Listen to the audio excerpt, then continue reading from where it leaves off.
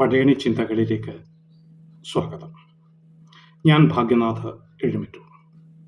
ഇന്ന് പടയണിയിലെ പഞ്ചകോലത്തിൽപ്പെട്ട പക്ഷിക്കോലത്തെ പറ്റിയാണ് പറയാൻ ഉദ്ദേശിക്കുന്നത്. അർത്ഥദേവത ഗണത്തിൽപ്പെട്ട പക്ഷി എന്ന ഇവർ കിന്നര വിഭാഗത്തിൽപ്പെട്ടവരാണ്.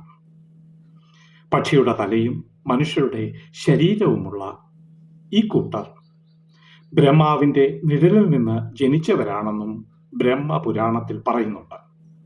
ഇലവൃത വർഷത്തിലെ, അതായത് ബ്രഹ്മവർഷത്തിലെ പർവ്വതങ്ങളിലും വനങ്ങളിലുമാണ് ഈ കൂട്ടർ വസിച്ചിരുന്നത് എന്നും തൃതീയ പ്രകൃതി സ്വഭാവമുള്ളവരാണെന്നും പറയപ്പെടുന്നു.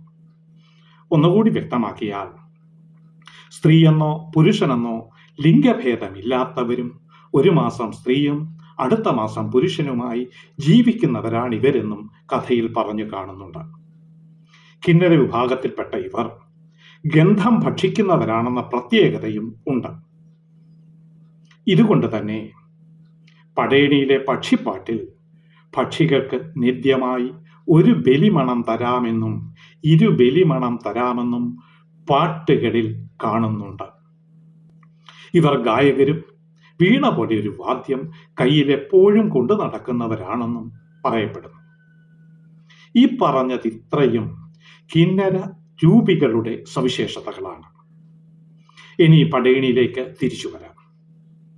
പടയണിയിൽ പക്ഷിക്കോലം തുള്ളുന്നത് കുട്ടികൾക്കുണ്ടാകുന്ന പക്ഷിപ്പീഡ, ഗ്രഹണി തുടങ്ങിയ രോഗങ്ങളിൽ നിന്നും രക്ഷയ്ക്കാണെന്നാണ് വിശ്വാസം. കുട്ടികൾക്കുണ്ടാകുന്ന രോഗപീഡ നിവാരണത്തിനുള്ള ശക്തി ക്ഷേത്രബിംബത്തിൽ കുറയുമ്പോൾ അതിനു പരിഹാരം എന്ന വണ്ണം പക്ഷിക്കോലം ക്ഷേത്രമുറ്റത്ത് പിണിയാടി തുള്ളുന്നു.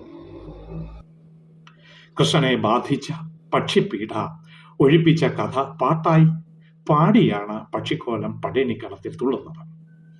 പക്ഷിക്കോലത്തിന്റെ പാട്ടിലെ കഥയിൽ കംസന്റെ നിർദ്ദേശപ്രകാരം ഉണ്ണിയായ കൃഷ്ണനെ കൊല്ലുന്നതിനായി ബകാസുരൻ കൊക്കിന്റെ രൂപത്തിൽ അമ്പാടിയിലേക്ക് വരികയും യശോദയുടെ മടിയിൽ കിടന്ന കണ്ണന്റെ ഇടത്തെ തുടമേൽ കടിക്കുകയും ചെയ്യുന്നു.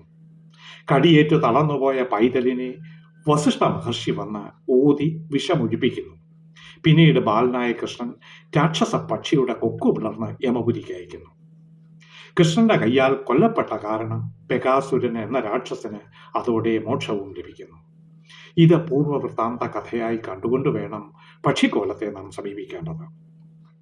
ഇനിയും തുടർന്നു പറയുന്നത്, കിഴക്ക് സൂര്യനും പടിഞ്ഞാറ് ചന്ദ്രനും വടക്ക് ഭദ്രയും തെക്ക് യമരാജനും വലത്തു വസിഷ്ഠനും ഇടത്ത് നാരായണനും കീഴിൽ ഭൂമിദേവിയും നിലകൊള്ളുന്നു. അല്ലയോ പക്ഷിശ്രേഷ്ഠനായ കിന്നരദേവ, നിന്റെ സ്ഥാനം മുകളിൽ തന്നെയാണ്. നീ മുകളിൽ നിന്ന് വന്ന് ഒരിക്കൽ വസിഷ്ഠമുനി ഓതി ഒഴിപ്പിച്ചതുപോലെ ഇന്നീ തിരുമുറ്റത്ത് വന്ന് നീ ആടി പിണിയൊഴിക്കുക. കിന്നര ശ്രേഷ്ഠനായ നിനക്ക് ഞങ്ങൾ ബലിമണവും പൂമാലയും തരാം. അമ്മയുടെ ശക്തിക്ഷയ ബാധകളെ മെയ്യാൽ ഒഴിപ്പിച്ച് നീ പിണിയൊഴിച്ചാടുക. ഇങ്ങനെയുള്ള പ്രാർത്ഥനയും പാട്ടുമാണ് പടയണിയിലെ പക്ഷിക്കോലത്തിലെ പിണിയരിക്കൽ ചാറ്റിൽ നാം നടത്തുന്നത്. അന്ന് വസിഷ്ഠ മഹർഷി ഓതിയതുപോലെ ഇവിടെ ദേവിയെ ബാധിച്ച, അല്ലെങ്കിൽ വിഗ്രഹത്തെ ബാധിച്ച ബാധാദോഷങ്ങളെ നീ ചറ്റുപാടി ഒഴിക്കൂ എന്ന് മാത്രമാണ് പറയുന്നത്. ഇനിയും പടയണി വിശേഷങ്ങളുമായി നമുക്ക് കണ്ടുമുട്ടാം. നമസ്കാരം.